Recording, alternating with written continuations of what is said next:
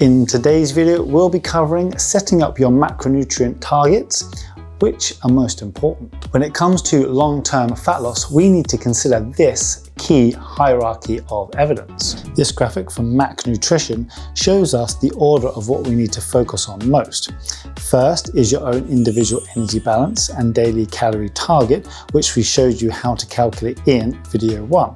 Secondly, we need to decide how much protein, carbs and fats per day is best for us, or in this case, best for losing fat and maintaining your muscle mass. Now remember that last statement, because that's pretty key.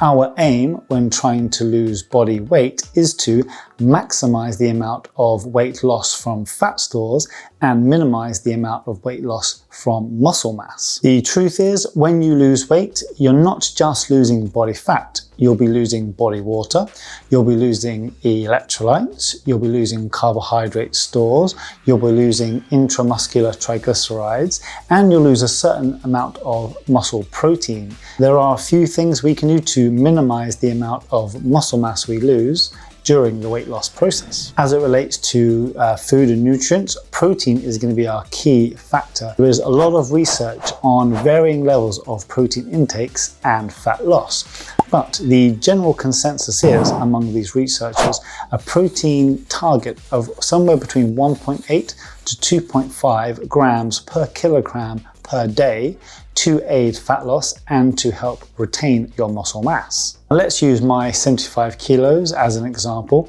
and we'll pick the lower end of the scale, so 1.8 grams per kilogram, all times my 75 kilogram body weight by the 1.8 to give me a total daily protein target of 135 grams. I typically eat around 4 or 5 meals per day, but let's go with 4. So let's divide that 135 grams by 4 meals, which gives me a per meal serving of protein of somewhere between 33 to 34 grams of protein. Go ahead and calculate your own needs and let me know in the comment section how much protein per day that you get. Why do we care about having a high protein diet? Well, studies have shown that high protein intakes with fat loss do aid the fat loss process by creating feelings of satiety, by helping to maintain muscle mass when combined with resistance training, and because of the high thermic effect of the digesting the protein. Up to around 35% of the calories from protein you will not absorb because they will be lost during the digestion process. So for around 100 calories of protein, the potential is to only absorb around 65 calories from that 100. Nice. Now, once we've allocated our calories from protein, so again, in my case, it's 134 grams per day.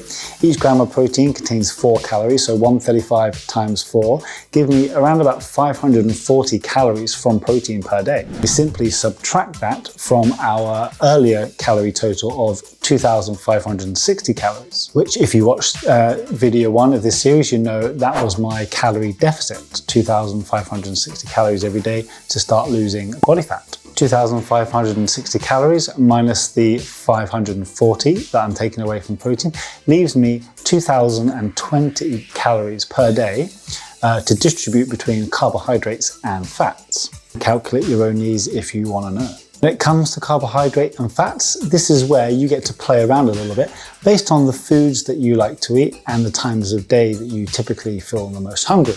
As a general rule, ideally we'd like you not to drop your fat content below 15% of your daily calories. I had a total calorie target of 2,560 minus 15% of that from our fats, and that gives us 384 calories from fats every day. Now, 1 gram of fat contains 9 calories, so we do 384 divided by 9, which equates to 42 to 43 grams of fat per day. Now that's 15% of fat, and typically I eat more than 15% of my calories from fat every day, but that's kind of a low number. But if you're doing resistance training, weight training, keeping a little extra in for carbs is probably a good idea. Your carbohydrates are basically what's left from those calories. Again, my total calorie target was 2,560. I'm minusing 540 from protein and 384 from fats, which leaves me 1,636 calories from carbohydrates, which equates to around about 409 grams of carbohydrates per day. Yummy. Nice and simple. I'll track those numbers every day in an app like MyFitnessPal or something else. And my general aim is to try and hit the total calories every day, and my total amount of protein every day is my first two, and then generally the carbs and fats along with that. And if you do that consistently over the course of days, weeks and months, you'll typically be losing around half a kilo or 1 pound of body weight per week. And again, if you manage to hit your protein targets and you keep doing regular resistance training, the chances are a high percentage of that weight loss is going to come from fat stores. Now, if you don't hit the protein targets every day and you're not doing much resistance training, then you might be losing a little bit more from your muscle mass as opposed to fat, but you'll still be losing weight. Tracking is a good way to do things, initially at least, because it gives you a lot of flexibility.